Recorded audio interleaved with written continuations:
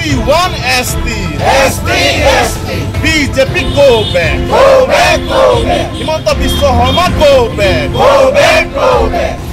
কেউটা সংগঠনৰ জন্মলগ্নৰ এটা দাবী হ'ল জনজাতিকৰণ, যিটো লৈ ইতিমধ্যে আপোনালোক সকলোৱে দেখিছে যে চৰকাৰখনে বিগত সময়ছোৱাত ইয়াক লৈ ৰাজনীতি কৰি গৈ আছে। প্ৰত্যেকবাৰ ইলেকশ্যনৰ আগত কোৱা হয় যে এই 6টা জনগোষ্ঠীক জনজাতিকৰণ কৰিব, কিন্তু আমি শেষত গৈ দেখা পাওঁ যে জনজাতিকৰণ হৈ নুঠে। যোৱা ইলেকশ্যনৰ আগতো কোৱা হৈছিলে যে মটকক অতি শীঘ্ৰে জনজাতিকৰণৰ তালিকাত অন্তৰ্ভুক্ত কৰা হ'ব, কিন্তু আজিলৈকে এয়া হৈ নাই উঠা। গতিকে তাৰ এটা প্ৰতিবাদ গোটেই মটক জনগোষ্ঠীৰ মাজত আছে। এতিয়ালৈকে এই গোটেই প্ৰতিবাদটো অকল আমাৰ সংগঠন কেইটাৰ মাজত আছে, কিন্তু লাহে লাহে আৰু চৰকাৰে দেখা পাব যে আমাৰ গোটেই মটক জনগোষ্ঠীৰ সৰ্বসাধাৰণ ৰাইজো কিন্তু ৰাজপথলৈ অতি শীঘ্ৰে এই দাবীটোলৈ ওলাই আহিব। তেতিয়া কিন্তু চৰকাৰ তাৰ কাৰণে জগৰীয়া হ'ব। আজি তাৰিখলৈকে সংগঠন কেইটাই নেতৃত্ব লৈ আমাৰ সাধাৰণ প্ৰজাৰ কথাখিনি চৰকাৰৰ আগত বিভিন্ন আলোচনা বিলোচনাৰ মাধ্যমেদি তেখেতসকলে ৰাখিছে, কিন্তু সেয়া চৰকাৰে আমি দেখা পাইছোঁ সদায় আওকাণ কৰি আহিছে।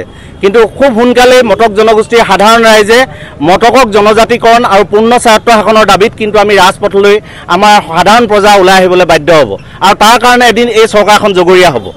আৰু ইয়াৰ উপৰিও আজি এই অৱস্থান ধৰ্মঘটিত স্থানত আমি 12টা দাবী ইয়াত আমাৰ উত্থাপন কৰা হৈছে। বিশেষকৈ আমাৰ এই যি 4 লেনযুক্ত ৰাষ্ট্ৰীয় ঘাইপথ আছে, সেই ঘাইপথ আমি দেখা পাইছোঁ অতি নিম্নমানৰ হৈ আছে। গতিকে অতি শীঘ্ৰে সেইটো সোনকালে তাক সম্পূৰ্ণ কৰিব লাগে, তাৰ দাবীও আছে। এনেধৰণে আমাৰ 12টা দাবী ইতিমধ্যে আপোনালোকক জনোৱা হৈছে।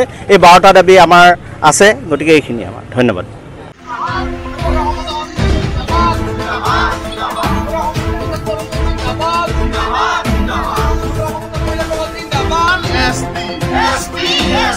BJP go back.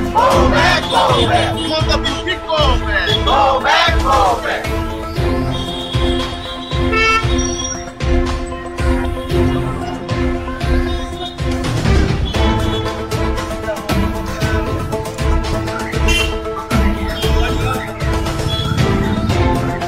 ST.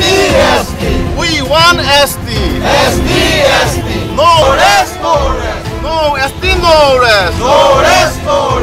Hushiyar. Narendra Modi Hushiyar.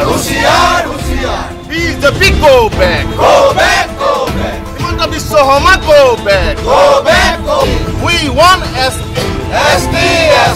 ST our legal demand. Legal demand fulfill. Legal demand fulfill. Rest. ST. BJP go